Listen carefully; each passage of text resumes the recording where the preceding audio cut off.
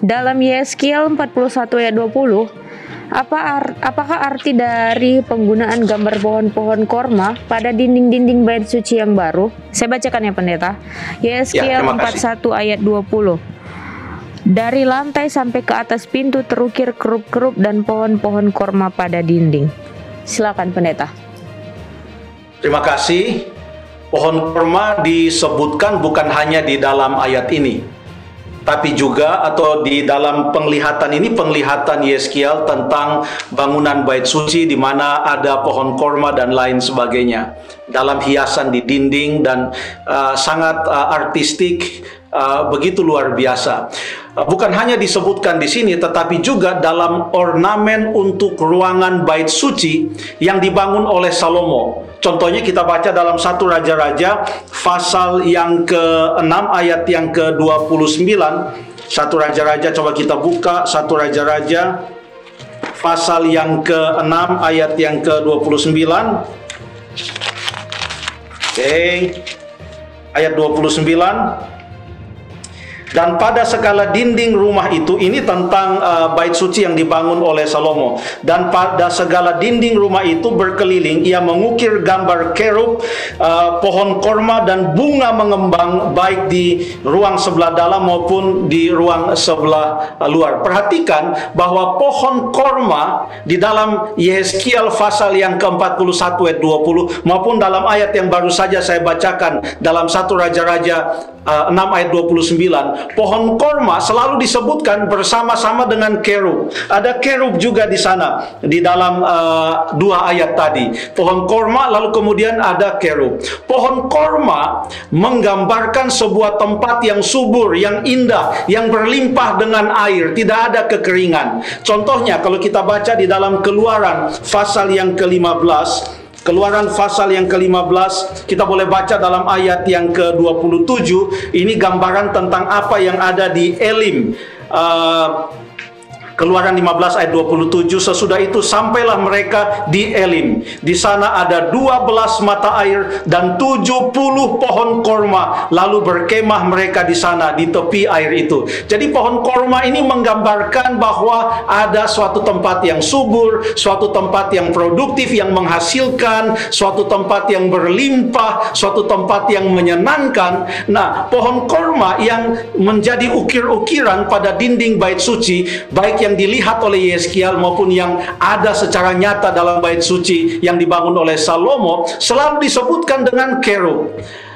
Kerub ini sebenarnya sudah juga disebutkan di kitab Kejadian sebelumnya. Kita coba baca dalam kitab Kejadian pasal yang ketiga. Kejadian pasal yang ketiga, kita akan baca ayat yang ke-23 dan ayat yang ke-24.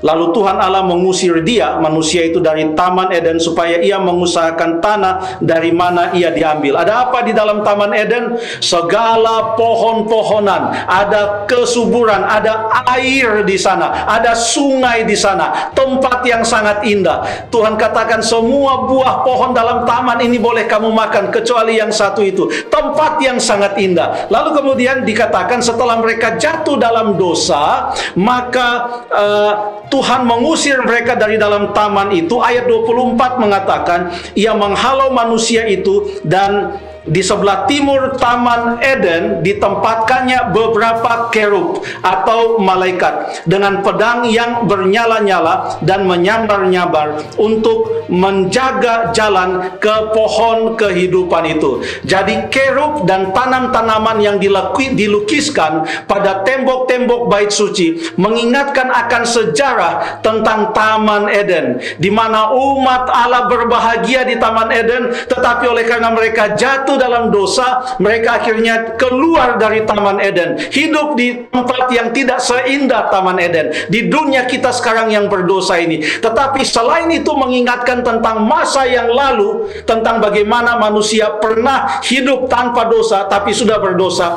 Itu juga mengingatkan kita tentang masa yang akan datang di dalam kerajaan sorga nanti, di mana di sana kita akan hidup selama-lamanya. Ada gambaran yang sungguh indah tentang tentang kerajaan sorga itu. Ada banyak dituliskan di dalam Wahyu pasal yang ke-21 dengan beberapa ayat yang pertama dari Wahyu pasal yang ke-22.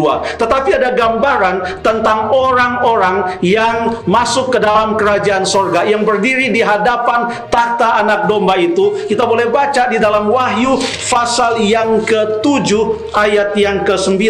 Wahyu 7 ayat yang ke-9 mengatakan, kemudian daripada itu aku melihat sesungguhnya suatu kumpulan besar orang-orang yang tidak dapat terhitung banyaknya dari segala bangsa dan suku dan kaum dan bahasa, berdiri di hadapan takhta dan di hadapan anak domba, memakai jubah putih dan memegang daun-daun palem di tangan mereka. Daun palem ini, kata palem ini sama dengan korma, dan ini menunjukkan bahwa mereka berada dalam kerajaan surga, tempat yang indah, tempat yang sungguh luar biasa yang Tuhan sudah sediakan. Jadi itulah fungsinya bait suci itu, yaitu menolong manusia untuk mengerti rencana keselamatan. Mengapa manusia berdosa yang tadinya mereka hidup berbahagia, lalu setelah berdosa apakah ada jalan untuk mendapatkan keselamatan? Upacara-upacara dalam bait suci zaman perjanjian lama itu mengingatkan bahwa ada juru selamat, lalu kemudian mengingatkan juga bahwa akan ada hidup yang kekal yang Tuhan sediakan bagi mereka yang percaya kepadanya. Saya pikir demikian. Terima kasih.